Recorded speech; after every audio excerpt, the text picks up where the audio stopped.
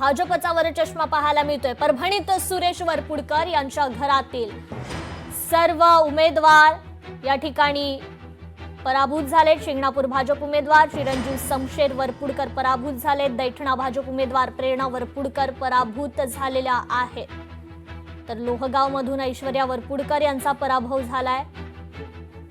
त्यांच्या कुटुंबातील सर्व जण पराभूत झाल्याचं पाहायला मिळतंय।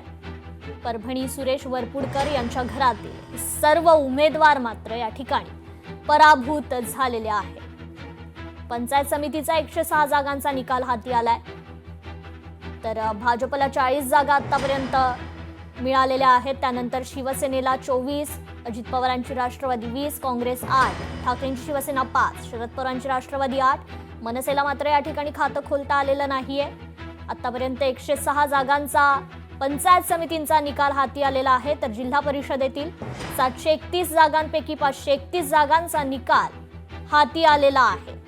यामध्ये देखील भाजपचाच वरचष्मा पाहायला मिळतोय। त्यामुळे भाजप पुन्हा एकदा मोठा भाऊ ठरणार का हे पाहणं महत्त्वाचं ठरणार आहे। अगदी तसंच काहीचं चित्र आता आपल्याला पाहायला मिळतंय। भाजपने 201 जागांवर आतापर्यंत विजय मिळवलाय। शिवसेनेने 118, अजित पवारांची राष्ट्रवादी 101, काँग्रेस 43, ठाकरेंची शिवसेना 27 जागांवर त्यांना विजय मिळवता आलाय।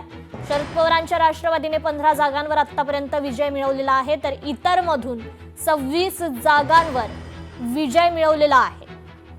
या ठिकाणी भाजपची जर ही आकडेवारी आपण पाहिली तर भाजपचाच वरचष्मा असल्याचं पाहायला मिळतंय। लोकशाही मराठी ऐका, पहा, जागरूक रहा।